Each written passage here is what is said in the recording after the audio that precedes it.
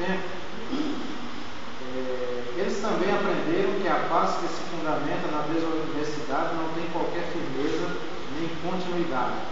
Os israelitas ficaram grandemente perturbados, a tal ponto que toda a congregação murmurava contra os seus príncipes. Haviam feito um acordo com os cananeus e não podiam feri-los em função do juramento que fizeram ao Senhor, Deus de Israel. O engano, meus irmãos, ele não tem nenhum compromisso com a fidelidade. O engano claramente não é fidelidade. Já é engano, já é algo contrário. Josué teve que honrar o acordo com os enganadores. Não havia como recuar, ele não podia invalidar o pacto feito em nome do Senhor. O interessante é que o engano ele tem consequências não só para quem é enganado, mas também para quem engana. O maior problema é que a mentira, depois ela falada 20 vezes, ela passa a ser verdade. 20 vezes?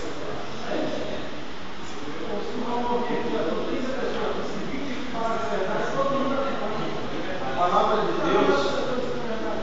palavra de Deus nos adverte contra aqueles, contra alguns que enganam e são enganados.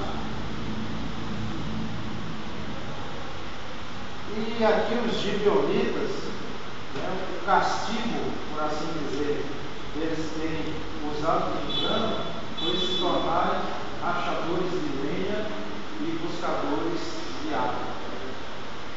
Ou seja, eles foram transformados em serviçais. Só que o maior perigo, o maior engano já havia sido feito. Talvez rachar a lenha e buscar água fosse o menor dos castigos. O maior problema, a maior parte do problema ficou com o povo de Israel, porque não poderia desobedecer o juramento feito em nome do Senhor. Teria que viver até o final com o engano do seu meio. E quantos de nós não têm passado toda a vida amarrados ao engano de todos os tipos? Engano na área espiritual, engano na área material, engano na área emocional.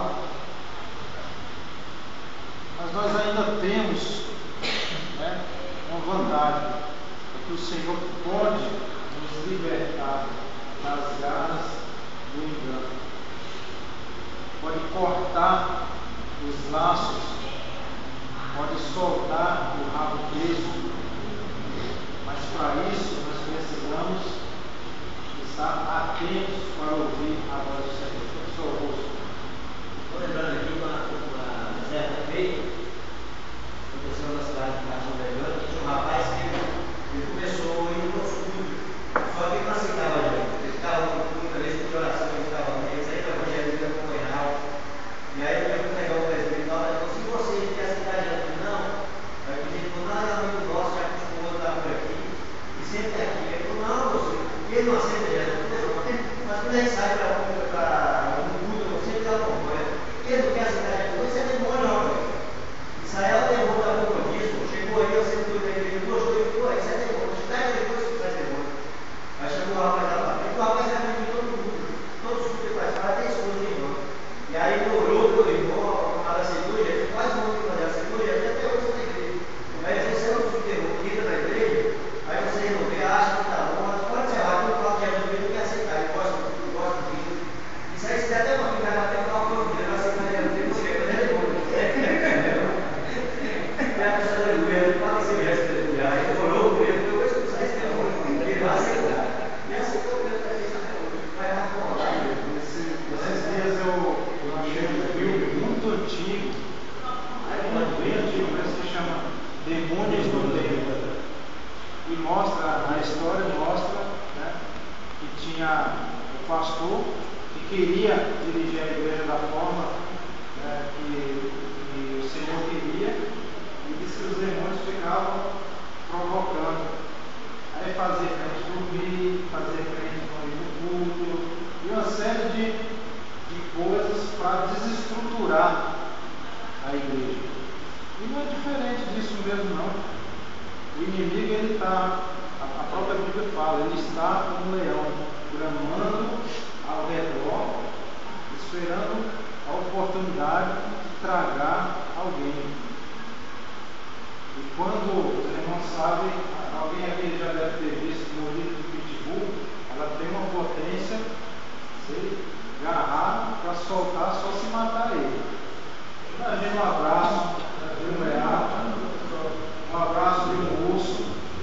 Quando o inimigo agarra e o crente se deixa agarrar, é complicado.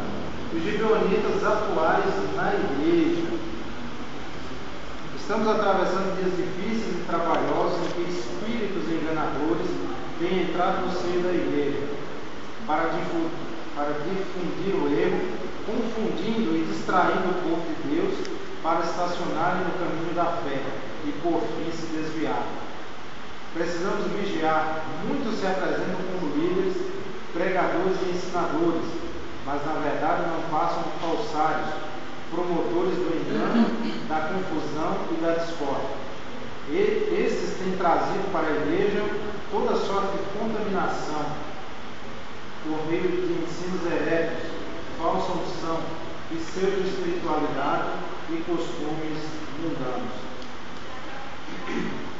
A igreja contemporânea, como a de todos os tempos antigos, se encontra em situação de risco. Os inimigos da fé cristã, em alguns momentos, afrontaram os discípulos de Jesus, como fizeram com os mártires do Coliseu romano e da Inquisição religiosa. Mas em certas circunstâncias, a estratégia tem sido outra. Fazem o mesmo que os gibeonitas e tentam se infiltrar em nosso meio a fim de se misturar e nos enfraquecer. Precisamos estar vigilantes, atentos para que não venhamos a ser ludibriados. Não são poucos os artistas que se infiltram nas igrejas evangélicas, professando uma falsa conversão a fim de tirar proveito da boa fé dos crentes. Cobram cachês vultosos, engordam suas contas bancárias à custa dos irmãos necessitados. Alguns políticos também fazem o mesmo.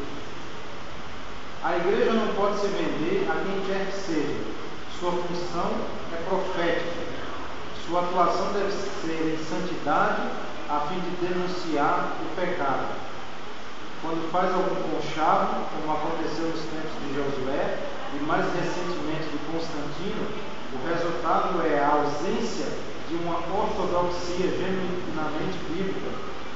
Pior que a perseguição é o acordo com o inimigo. Isso verdadeiramente cala a voz da igreja e a descaracteriza enquanto igreja de Jesus Cristo.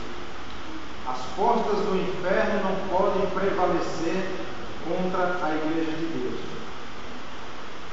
Em Mateus 16:2, ele está dizendo que não devemos ficar na defensiva, mas que precisamos ser mais agressivos em amor, a fim de que os planos do diabo que age através do mundo sejam desvelados.